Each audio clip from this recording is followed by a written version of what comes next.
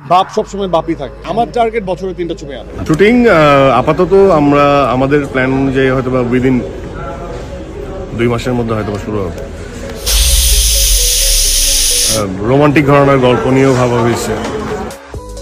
শাকিব বনাম নিশো বাংলা সিনেমার সিংহাসনে কে? শাকিব খান কি তার রাজত্ব হারাতে যাচ্ছেন?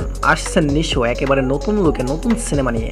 বাংলা সিনেমায় এক সময় এক সহস্র অধিপত্য ছিল শাকিব খানের, কিন্তু এখন পাল্টাচ্ছে সময়। আসছেন আফরান নিশো। দাগি সিনেমার পর এবার তিনি আসছেন আরো বড় বাজেটের মুভি নিয়ে। নতুন সিনেমার লোকেশন, লুক, এমনকি গল্প নিয়েও শুরু হয়েছে গুঞ্জন। শুধু দর্শক না, প্রযোজকরাও এখন নিশোর দিকে ঝুঁকছে। শাকিব খানের তাণ্ডব বনাম নিশোর নতুন সিনেমা, 2 জয়েন্ট মুখোমুখি। শুটিং আপাতত আমরা আমাদের প্ল্যান অনুযায়ী হয়তো বা উইদিন 2 মাসের মধ্যে হয়তো শুরু হবে।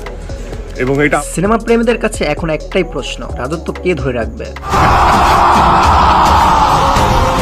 সম্মানিত ভিউয়ার, আপনার মতে কার সিনেমা হবে ব্লকবাস্টার, শাকিব না নিশো? কমেন্টে জানাতে ভুলবেন না। আর এমন নতুন নতুন আপডেট পেতে চ্যানেলটি সাবস্ক্রাইব করে পাশে থাকুন।